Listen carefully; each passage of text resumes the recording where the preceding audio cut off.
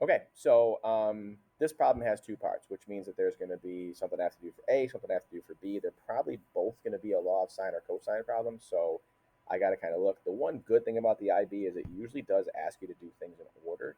So it asks for AC first. There's a really good chance that that's going to be the first thing that I need to do. All right, so let's highlight some stuff and see if it would work.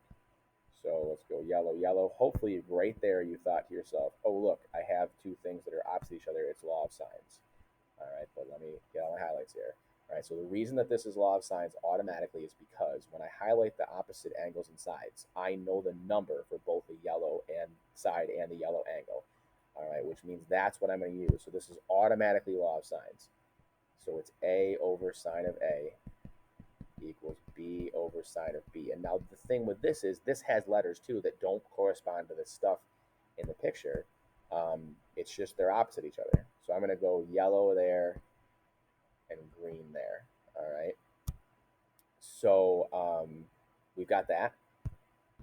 And let's plug in what we know. So we know 11 over sine of 25 equals x. I don't know that. It's going to be that right there over sine of 105. All right, that's what I've got.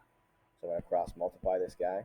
I'm going to get 11 times sine of 105 equals x times sine of 25. Whoops. And then I got to get rid of that sine of 25. Good news, I don't have to second sign because I'm not finding an angle. So I'm going to put that right there into the formula, into the calculator. Alpha y equals, to bring the fraction up, 11 times sine 105 over sine of 25. And I get 25.141. It does not say what to round to, so we're going to go 25.14. Now, got a couple questions yesterday, the people that are a little bit ahead. They said, what do I use in the next piece? IB's not super particular about it, so I rounded it to 25.14. So if I go to the next part and I use 25.14, it's going to be okay. If I want to use the whole decimal, which is what we had to do in most of the Algebra 2 and geometry classes, um, I can do that too. I'm just going to use the 25.14 because it makes the most sense. All right, the second part wants to know, hey, what's ABC, which is this angle right here. So I'm going to call that Y because I don't want to call it X again. So I want to know that. Now with this one, I know 1, 2, 3 sides, and I want an angle. I don't know any angles. That means that I am going to use law of cosines because I don't know any of the angles. But it also means that I got to pay really close attention here. If I want this angle, those are going to be the C in my formula when I'm doing that. So let's come down here.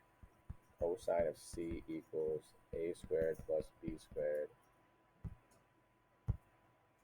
minus C squared over 2AB.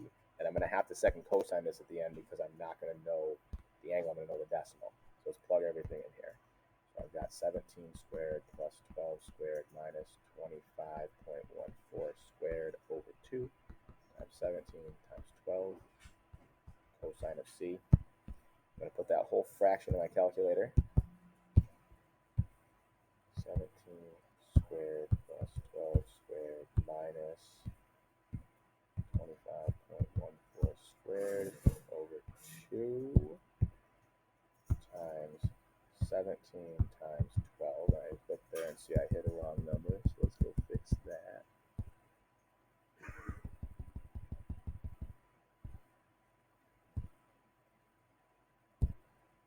Oh my god. There we go. Let me make sure those are right. 17 and 12, 17 and 12.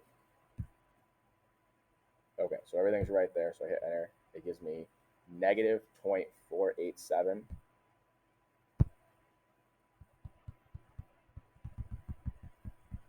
Run out of time here, so I have to second cosine this.